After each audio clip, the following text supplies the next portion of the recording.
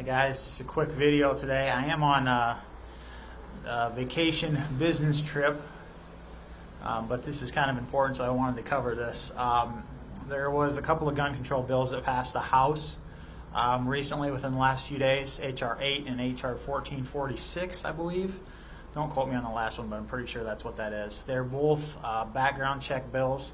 The first one deals with completely outlawing private sales of guns. So now every single gun, if you sell a gun to your brother, your dad, or your cousin, or someone you've known your entire life, you have to go to a gun store and get a federal background check on that and pay that fee. That also means even transfers. Say you're loaning your gun to someone, you have to pay the background check to loan it to them, and then go and get a background check to give it back to you, even though you're the rightful owner of it. So that's there's also some bad caveats with that bill.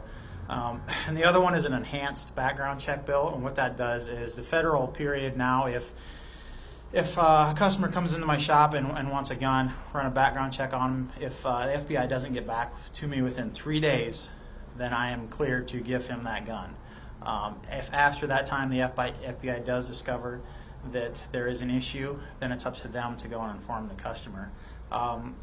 This bill, what this would do, would elongate that to, I believe, 30 days, which is ridiculous. There's absolutely no reason to do that, and it is nothing but another attack on our constitutional right to possess and buy firearms.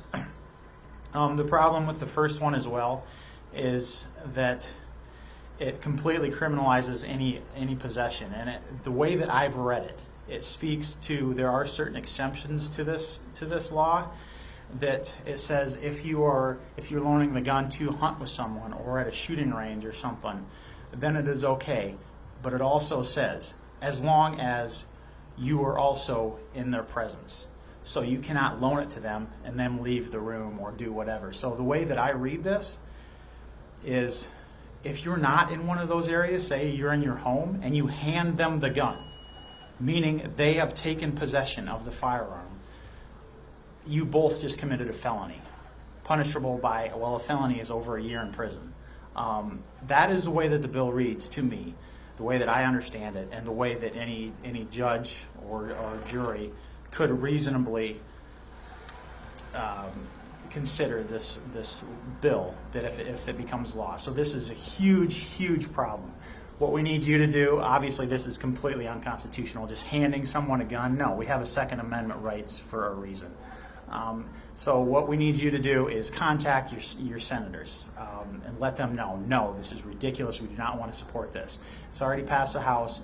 8 Republicans caved and voted for this nonsense.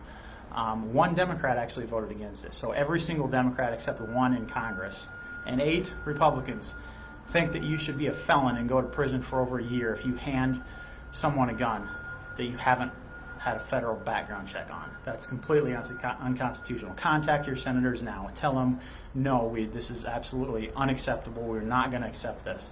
As of right now, with the filibuster in the Senate, we have a way to stop this. But if Manchin